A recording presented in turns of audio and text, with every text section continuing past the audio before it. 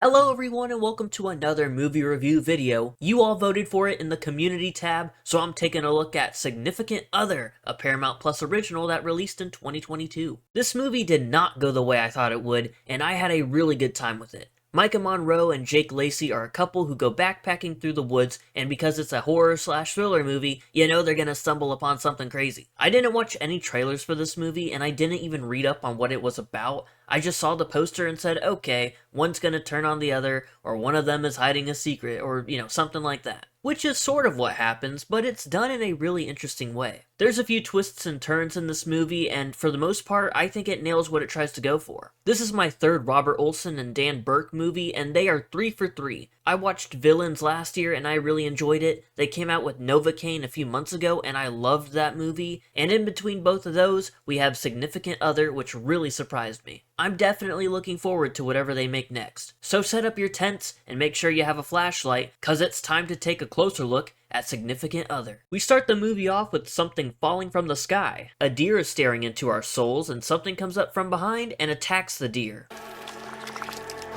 Our characters for this movie are a couple named Ruth and Harry, and they're driving through the woods. But not just any woods, it looks pretty much identical to where that thing crash landed, so we're gonna have some fun. They grab some grub at Bigfoot's Burger Shack, and a little busboy walks up to their table and asks them if they saw the red star come down. They're about to go backpacking through the woods, and Ruth is pretty nervous, but Harry says no biggie. Very quickly we see that she's already bugging out, but maybe for good reason, because something appears to be watching them from the distance. I immediately already like them as a couple. Jake Lacy and Maika Monroe bring great performances to this movie, and as it goes on, they only get better. Later that night, Ruth goes to take a pee and she spots a deer. I wonder if it's the same deer from earlier. Who am I kidding? It's a horror movie. Of course it is. Their journey continues the next day, and Harry surprises Ruth with a beautiful view of the ocean. But that's not the only surprise. He's about to propose to her, but she has a panic attack of some sort, so she tells him sorry and then hits him with the "it's not you, it's me." They've talked about getting married in the past, and Ruth isn't really for the idea. In order to make the rest of the trip less awkward, she tries to smooth things over. I think your parents splitting fucked you up more than you'd like to admit.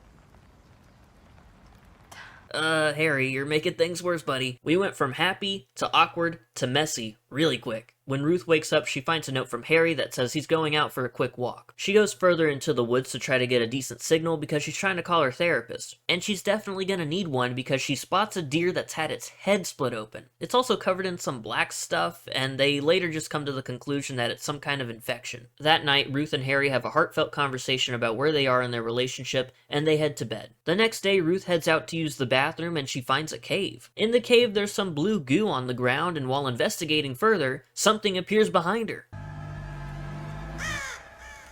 Damn, she's been turned into a crow. Harry later finds her just standing in the woods and she appears to be normal. We're on like night number 3, and Ruth has disappeared from the camp. Harry goes out looking for her and she gives him a little spook. She took his knife because she thought she heard an animal. She lays back down but does not go back to sleep. Her eyes have stayed open all night long. When she talks to Harry, she apologizes for acting weird and says that she hasn't been feeling like herself recently. Then she tells Harry that she wants to marry him now. All he's gotta do is propose again by the same cliff. And of course, Harry is fully on board. He gets on one knee, pops the question, she says yes, he slips on the ring. Oh wow, okay, I was expecting something crazy to happen. Oh my god, she just kneed him in the balls! She then throws him off the cliff, and the thud that he makes when he hits the ground is sickening.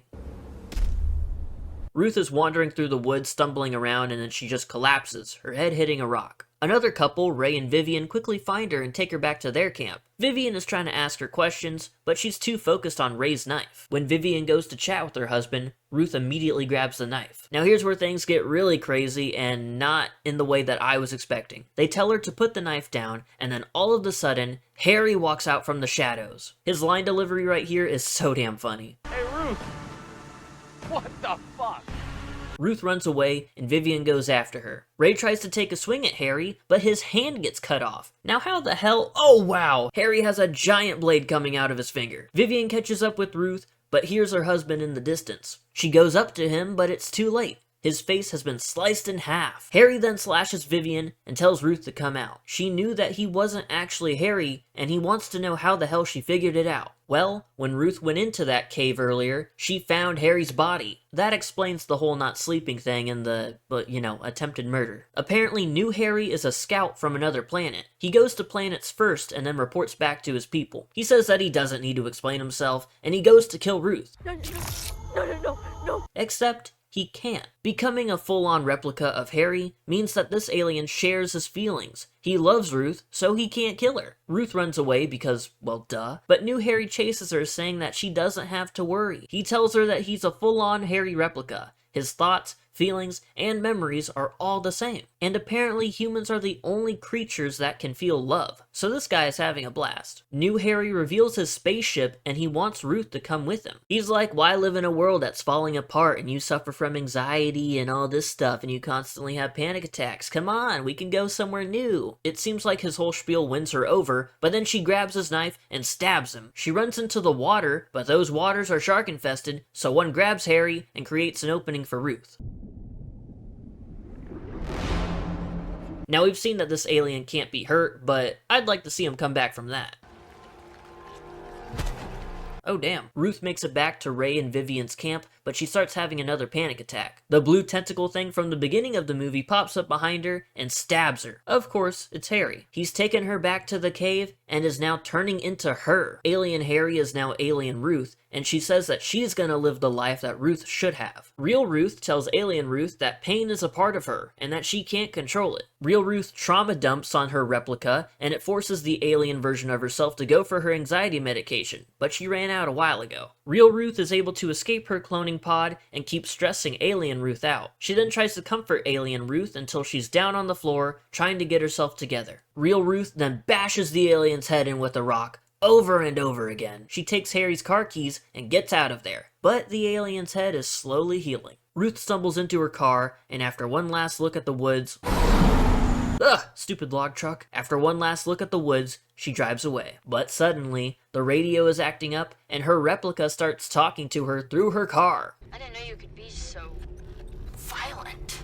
She says that she knows everything about her, so she can't hide from her or from what's coming. The last thing we see are tons of red stars falling from the sky. And there you have it. A short and sweet sci-fi horror movie that might not be perfect, but I think it's a fun ride from beginning to end. I just watched it last night, so I'm not sure if it's going to be a movie that sticks with me, but I hope it does. Maika, Monroe, and Jake Lacy have great chemistry, and I loved them in this movie. Jake Lacy especially after the whole alien reveal thing. The cliffhanger ending was cool, nothing really gets resolved, but because of how powerful this alien species is, I don't know if it's a thing that can be resolved. Maybe in their universe, the bad guys just win. I loved the whole replication thing as well. The alien having the same thoughts and emotions as whatever it replicated is so damn neat. And I think Ruth using her own anxiety to take down the alien was a really interesting way to go about things, even if it was just somewhat pointless in the end. I don't know, man. I just think Significant Other was really cool. Thank you for checking out this video. If you've seen this movie, let me know your thoughts on it in the comments. I have some cool videos planned for the coming weeks along with some more movie reviews, so I'll see you in the next video.